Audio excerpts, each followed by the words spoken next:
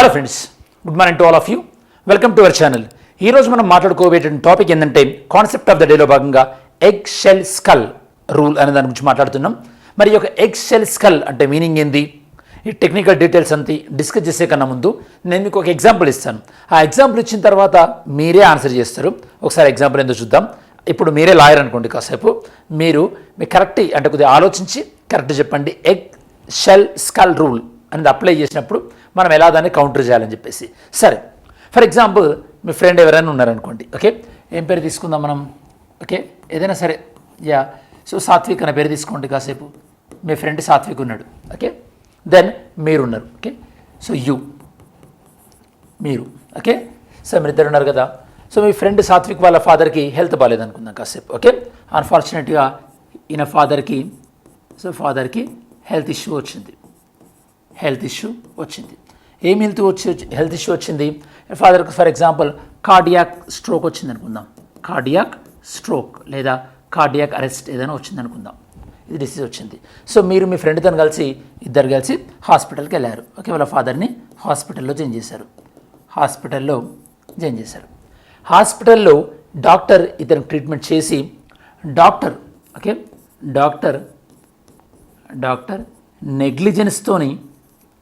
నెగ్లిజెన్స్తోని okay ఒక medicine ఇచ్చాడు. కాసేపు అనుకుందాం. ఓకే, వీళ్ళ ఫాదర్కి యాక్చువల్గా అంటే ఏదైనా మెడిసిన్ వేసుకుంటే రక్తం తొందరగా సో అంటే చాలా ఫాస్ట్గా అంటే బ్లడ్ కొంతమందికి అంతగా ఆగదు, చూసారా?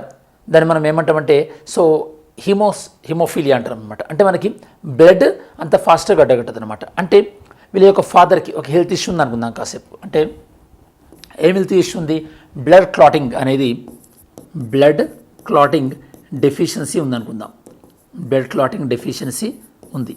ఓకే, ఎందుకు మనకి మనం అంటే ప్లేట్లెట్స్ ఫంక్షనింగ్ వల్ల డెఫిషియన్సీ వల్ల కానీ ఏదనుకుందాం, అంటే రక్తం తొందరగా గడ్డగట్టట్లేదు. సో ఈయన మెడిసిన్ ఇవ్వడం వల్ల, ఓకే, ఈయన రాంగ్గా మెడిసిన్ ఇవ్వడం వల్ల, డాక్టర్ రాంగ్గా మెడిసిన్ ఇవ్వడం వల్ల, నార్మల్గా అయితే కనుక నార్మల్ పేషెంట్కి అయితే కనుక ఈ రాంగ్గా మెడిసిన్ ఇవ్వడం వల్ల ఏం కాదు నార్మల్ పేషెంట్కి. ఓకే, లేదా మైనర్ డ్యామేజ్ అవుతుంది. కాకపోతే వీళ్ళ ఫాదర్కి ఆల్రెడీ రక్తం గడ్డగట్టడం అనేది తక్కువ ఉంది కాబట్టి, అంటే బ్లడ్ కోయాగ్యులేషన్ అనేది తక్కువ ఉంది, బ్లడ్ చాలా థిన్గా ఉంది కాబట్టి వీళ్ళ ఫాదర్కి ఏమైంది? ఇప్పుడు ఈ యొక్క రాంగ్ మెడికేషన్ వల్ల వీళ్ళ ఫాదర్కి సివియర్ కాంప్లికేషన్స్ వచ్చినాయి. నార్మల్గా ఇట్లాంటి పేషెంట్కి సివియర్ కాంప్లికేషన్స్ రావు నార్మల్ పేషెంట్స్కి. కాకపోతే ఈయన ఫాదర్కి ఎగ్జిస్టింగ్ మెడికల్ కండిషన్ ఉండడం వల్ల సివియర్ కాంప్లికేషన్స్ వచ్చినాయి. ఇప్పుడు ఐసీయూలో జాయిన్ చేశారనుకుందాం. ఓకే, లక్కీగా సో మంచిగానే బయటపడ్డారు. సరే, ఇప్పుడు మీరేమంటున్నారంటే మీ ఫ్రెండ్తో ఏమంటున్నారంటే ఇలా రాంగ్గా ఇవ్వడం వల్ల మనం ఐసీయూలో జాయిన్ అవ్వాల్సి వచ్చింది కదా. ఓకే, దీనిపైన మనం హాస్పిటల్ పైన కేసు ఇద్దామని చెప్పేసి హాస్పిటల్ పైన కేసేసి మనకి కంపన్సేషన్ మనం క్లెయిమ్ చేద్దాం అని మీరు అంటున్నారు. ఓకే, మీరు కేసు కూడా వేసారు అనుకుందాం కాసేపు. హాస్పిటల్ వాళ్ళు ఏమంటున్నారంటే హాస్పిటల్ వాళ్ళు మేము రెగ్యులర్గా మెడిసిన్ ఇస్తే ఇంత డ్యామేజ్ కాదు, ఇంత డ్యామేజ్ అవ్వడానికి మీ ఫాదర్కు ఉన్నటువంటి ఇంతకుముందు హెల్త్ రీజనే కారణం అని చెప్పేసి వాళ్ళు ఏం ప్రిన్సిపల్ యూజ్ చేస్తున్నారు ఇక్కడ? వాళ్ళు యూజ్ చేస్తున్న ప్రిన్సిపల్ ఏంటంటే మీ ఫాదర్ హెల్తే చాలా సెన్సిటివ్గా ఉంది, ఇది మా తప్పు కాదని. ఎగ్ షెల్ స్కల్ అంటే ఎగ్ షెల్ ఎంత సెన్సిటివ్గా ఉంటుంది అలా మీ ఫాదర్ హెల్తే సెన్సిటివ్ ఉంది అని చెప్పేసి వీళ్ళు ఎగ్ షెల్ స్కల్ రూల్ని అప్లై చేసి అసలు మేము కంపన్సేషన్ ఇవ్వాల్సిన పనే లేదని వీళ్ళ ఆర్గ్యుమెంట్. ఓకే, హాస్పిటల్ మీ ఆర్గ్యుమెంట్ ఏంది? వాళ్ళు రాంగ్గా మెడిసిన్ ఇవ్వడం వల్ల మీ ఫ్రెండ్ వాళ్ళ ఫాదర్ ఐసీయూలో జాయిన్ అవ్వాల్సి వచ్చింది. హాస్పిటల్ వాళ్ళు ఏమంటున్నారు? మేము ఆ రాంగ్గా ఇచ్చిన మెడిసిన్ నార్మల్గా ఇచ్చిన పేషెంట్కి అయితే పెద్ద ప్రాబ్లం కాకపోయేది. ఓకే, మీ ఫాదర్ ఆల్రెడీ చాలా సెన్సిటివ్ ఉన్నారు, అందువల్ల మీ ఫాదర్కి ప్రాబ్లం వచ్చింది, ఆ నెగ్లిజెన్స్కి మేము కారణం కాదు అని హాస్పిటల్ వాళ్ళు అంటున్నారు. ఒక్కసారి మీరు పాస్ తీసుకొని ఎవరు రైటు? ఇక్కడ మీరు రైటా లేదా హాస్పిటల్ వాళ్ళు రైటా? హాస్పిటల్ వాళ్ళు egg shell skull rule apply చేస్తున్నారు. ఏమని? మేము నెగ్లిజెన్స్ చేసినాం, కాకపోతే అతనికి అంత డ్యామేజ్ జరగదు నార్మల్గా ఎవరికైనా కూడా. అతను జరగడానికి రీజన్ ఏంటంటే అతను సెన్సిటివ్ ఉన్నాడు, అతను తప్పని చెప్పేసి వాళ్ళు కేసు నుంచి తప్పించుకోవడానికి ట్రై చేస్తున్నారు. ఇది ఓవరాల్గా కేసు. ఓకే, దీన్ని మనం ఇప్పుడు మీకు ఎగ్ షెల్ స్కల్ రూల్ అంటే అర్థమైంది కదా. ఎగ్ షెల్ స్కల్ రూల్ అంటే ఏంది? మనకి ఒక మెడికల్ నెగ్లిజెన్స్ వల్ల జరగాల్సిన దానికన్నా ఎక్కువ నష్టం అది జరిగినప్పుడు అది తప్పు చేసిన వాళ్ళ మిస్టేక్ కాకుండా ఆ తప్పే అంటే ఎవరైతే ఆ సఫర్ అవుతున్నారో వాళ్ళే చాలా సెన్సిటివ్ ఉన్నారని చెప్పేసి వాళ్ళ మీద నెట్టేయడానికి మనం వాడే వెపన్ ఏంది మనకి ఎగ్ షెల్ స్కల్ రూల్ అన్నమాట ఇది. ఓకే, మరి ఈ కేసులో కూడా అలానే జరిగింది. ఓకే, ఈ కేసులో ఏం జరిగింది, ఒక మహిళ తన అపెండిక్స్ ఆపరేషన్ కోసం పోయింది. హాస్పిటల్ వాళ్ళు చేసిన మిస్టేక్ వల్ల ఆమెకు 5 సంవత్సరాలు పెయిన్ అనుభవించింది. తీరా వేరే హాస్పిటల్కి పోతే ఏం జరిగింది, వాళ్ళు ఒక ఎక్విప్మెంట్ అందులోనే మర్చిపోయినట్టుగా, అంటే ఇంతకుముందు ఆపరేషన్ చేసినప్పుడు ఒక ఎక్విప్మెంట్ అందులోనే వీళ్ళు మర్చిపోయారట డాక్టర్స్. సో అందువల్ల ఈమె పెయిన్ అనుభవిస్తుంది. ఇప్పుడు హాస్పిటల్ వాళ్ళు ఏమంటున్నారంటే ఆమెకు అంతకుముందు కొన్ని మెడికల్ ఎగ్జిస్టెన్స్ ఉన్నది, అందువల్ల ఆ పెయిన్ వస్తుంది, ఇది మాకు సంబంధించింది కాదు అన్నారు. ఆమెకు అపెండిక్స్ ఎవరైతే చేశారో వాళ్ళు. ఈమె తరపున లాయర్స్ ఏమన్నారంటే నువ్వు తప్పు చేసినావు, ఓకే, ఆ తప్పు వల్ల ఎంత సివియారిటీ వచ్చినా నువ్వే బాధ్యత వహించాలని చెప్పేసి అన్నారు. సుప్రీంకోర్టు కూడా ఆ మహిళకి, అంటే ఇదివరకు డిస్ట్రిక్ట్ కన్స్యూమర్ కోర్టు ఆ మహిళకు ఒక 5 lakhs కంపెన్సేషన్ ఇవ్వమని హాస్పిటల్కి చెప్పింది.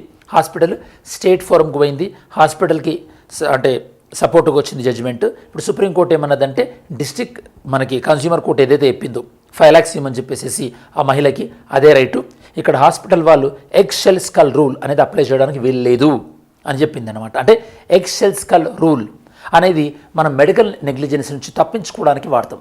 నేను కౌంటర్ ఆర్గ్యుమెంట్ ఏంది, ఒకసారి నువ్వు మిస్టేక్ చేస్తే దానివల్ల వచ్చేటటువంటి మిగతా కాన్సిక్వెన్సెస్ కూడా నువ్వే బాధ్యత వహించాల్సి వస్తుంది. ఎందుకంటే అసలు నువ్వు ఆ మెడిసిన్ వేయకపోతే అసలు ఇంత జరిగేది కాదు కదా. This is the thing. Okay, సరే, ఇప్పుడు మీకు ఆల్మోస్ట్ ఆల్ కాన్సెప్ట్ మొత్తం నీట్గా అర్థమైంది అనుకుంటున్నాను.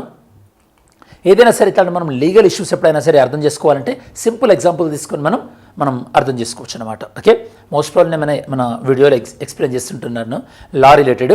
మీరు ఏమైనా లా సెట్ రాస్తుంటే చెప్పండి. ఓకే, డెఫినెట్లీ లా సెట్ కన్నా ముందు ఏమైనా కొన్ని ఇంపార్టెంట్ వీడియో చేద్దాం. సరే, మనకి ఇప్పుడు ఇట్లాంటి ఇష్యూస్ వచ్చినప్పుడు ఇక్కడ మీ ఫ్రెండ్కి మీరు ఏం సలహా ఇచ్చారు, హాస్పిటల్ పైన కన్స్యూమర్ కోర్టులో కేసు వేద్దాం అనుకున్నారు కదా.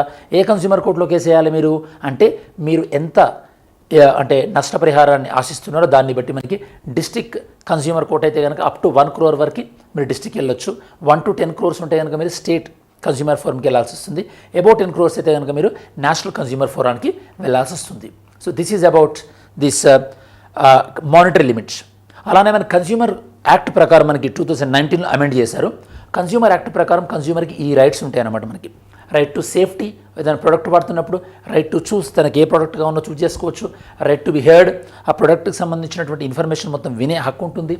రైట్ టు బి ఇన్ఫార్మ్డ్, ఏమైనా చేంజెస్ జరిగితే చెప్పాలి కన్స్యూమర్కి. Right to healthy environment, right to redress, తనకి ఏమైనా ఇష్యూ ఉంటే అడ్రస్ చేసేటట్టు ఉండాలి. Right to consumer education, right to basic needs, ఇవన్నీ కూడా కన్స్యూమర్కి ఉన్నటువంటి రైట్స్. ఓకే, సరే, దీని పేరు ఒక MCQ చూద్దాం. What is the physical jurisdiction of district commission? అంటే మీరు డిస్ట్రిక్ట్ కోర్టుకి వెళ్ళాలంటే ఎంత ఆ యొక్క మనీ లిమిట్ ఎంత ఉంది, నేను మీకు ఆల్రెడీ వీడియోలో చెప్పాను, ఆన్సర్ చేయండి. ఇది మనకి ఈ మధ్య ఈ కేసు డీటెయిల్ చెప్పిన సుప్రీంకోర్టు మొన్న రీసెంట్గా ఒక కేసు అంటే చూస్తున్నప్పుడు డిస్ట్రిక్ట్ ఏదైతే కన్స్యూమర్ ఫోరం ఆ 5 lakhs మహిళకు ఇచ్చారో అదే కరెక్ట్ అని చెప్పి జడ్జిమెంట్ ఇచ్చిందనమాట. మీకు ఎగ్ షెల్ స్కల్ అంటే ఏందో నేను మీకు ఎక్స్ప్లెయిన్ చేశాను. ఇది యాక్చువల్ ఎక్కడ నుంచి స్టార్ట్ అయిందంటే 1891లో వోస్బర్గ్ వర్సెస్ స్పుట్నిక్ కేసులో స్టార్ట్ అయింది యూఎస్లో. యాక్చువల్ ఏం చేశారంటే ఈ వోస్బర్గ్ అనే పర్సన్ ఏం చేశారంటే, ఓకే, సో అంటే ఈ పుట్ని అనే బాయ్ ఏం చేశారంటే, ఈ పర్సన్ ఏం చేశారంటే ఇతనిపైన కేసు యాక్చువల్లీ ఈయన ఏం చేశారంటే ఇలా ఫ్రెండ్ని క్లాస్ రూమ్లో కిక్ చేసాను అనమాట, తన్నిండు అనమాట. ఈయన ఆల్రెడీ ఆపరేషన్ అయింది అప్పటికి. ఓకే, ఆపరేషన్ అవడం వల్ల మళ్ళీ కాలు ఎదిగింది. ఈయనేమంటున్నాడు, ఓకే ఏమంటున్నాడు, ఈయన కాలు ముందే ఎరిగిందని తెలిస్తే నేను తన్నపోతున్నాను కదా అంటున్నాడు. కాకపోతే ఈయన కేసు ఏం చేశాడు, నువ్వు తన్నడం రాంగ్ కదా. ఓకే, అతనికి ముందు ఆపరేషన్ అయిందా, ఆపరేషన్ కాలేదా, ఇది డజంట్ మ్యాటర్, అవునా కదా. సో అందువల్ల ఈ యొక్క ఎగ్ షెల్ స్కేల్ అనే కేసు అనేది వచ్చిందనమాట. దీని ఓవరాల్గా ప్రిన్సిపల్ ఏంటంటే, ఎవరైతే కనుక ఏదైనా అంటే నెగ్లిజెన్స్ వల్ల ఏదైనా యాక్షన్ పాల్పడ్డారో వాళ్ళు అల్టిమేట్గా రెస్పాన్సిబుల్ తీసుకోవాలి. ఈ ఆపరేషన్ ఈ కేసులో కూడా అదేనమాట కంపెన్సేషన్ ఆమెకి ఇవ్వడం జరిగింది. సుప్రీంకోర్టు జడ్జిమెంట్ కూడా ఏమన్నదంటే, ఈ యొక్క డిస్ట్రిక్ట్ కన్స్యూమర్ కోర్టు చెప్పింది రైట్, ఈ యొక్క నేషనల్ కన్స్యూమర్ కోర్టు చెప్పింది రాంగ్. ఇక్కడ national consumer court egg shell skull rule అనేది అప్లై చేసింది ఎవరికి, హాస్పిటల్ వాళ్ళకి అంటే ఫేవరబుల్గా. కాకపోతే ఎందుకు అప్లై చేసింది అన్న విషయాన్ని నేషనల్ కన్స్యూమర్ కోర్టు చెప్పలేదు అని చెప్పేసి. Okay, so district consumer court ఇచ్చిన దాన్ని సపోర్ట్ చేస్తూ ఆ మహిళ ఎవరికైతే ఉందో ఆమె కంపెన్సేషన్ ఇవ్వమని చెప్పి సుప్రీంకోర్టు చెప్పింది. ఇది ఓవరాల్గా మీకు ఎగ్ షెల్ స్కల్ రూల్ అన్న కాన్సెప్ట్. ఐ హోప్ ఇది మీకు అర్థమైంది అనుకుంటున్నాను. ఇన్ కేస్ మీకు ఇలాంటి ఏమైనా లీగల్ ఇష్యూస్ రిలేటెడ్ ఏమైనా మీకు ఎక్స్ప్లెయిన్ కావాలన్నా కూడా డెఫినెట్గా మీరు అడగండి. I will try to explain. Thanks for watching this video. Have a great day. జై హింద్.